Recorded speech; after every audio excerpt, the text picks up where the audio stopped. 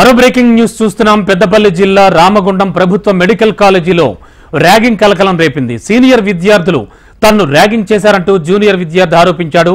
Trimming మిషన్తో తల వెంట్రుకలు తొలగించారని జూనియర్ విద్యార్థి తెలిపాడు. దీంతో భయాందోళనకు గురైన విద్యార్థి కాలేజీ నుంచి వెళ్లిపోయాడు. విషయం తెలుసుకున్నటువంటి స్థానిక పోలీసులు అక్కడికి వెళ్లి విచారణ చేపట్టారు.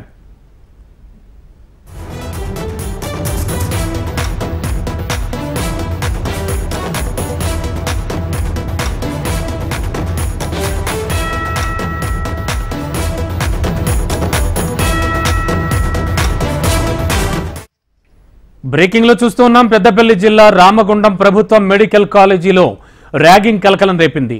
సీనియర్ విద్యార్థులు తనను ర్యాగింగ్ చేశారంటూ జూనియర్ విద్యార్థి ఒక అతను ఆరోపించాడు.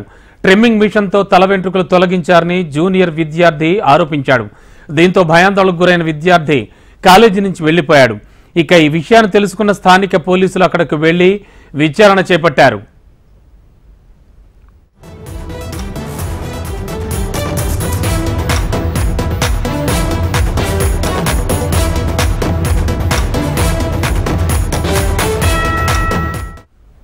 చూస్తున్నాం. బ్రేకింగ్ లో పెద్దపల్లి జిల్లా రామగుండం ప్రభుత్వ మెడికల్ కాలేజీలో ర్యాగింగ్ కలకలం రేపింది.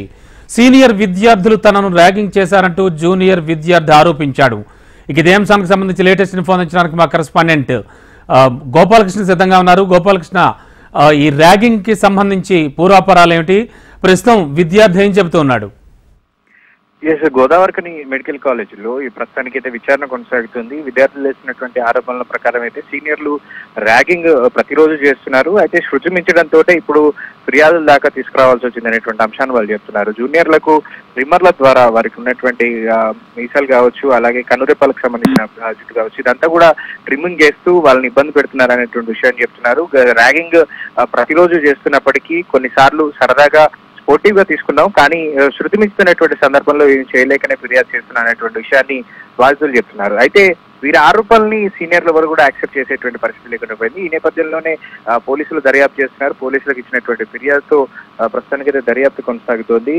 విద్యార్థులు కావడం, మైనర్లు కావడంతో ఎవరి పేర్లు బయటికి రాకుండా విచారణ అయితే కొనసాగుతుంది.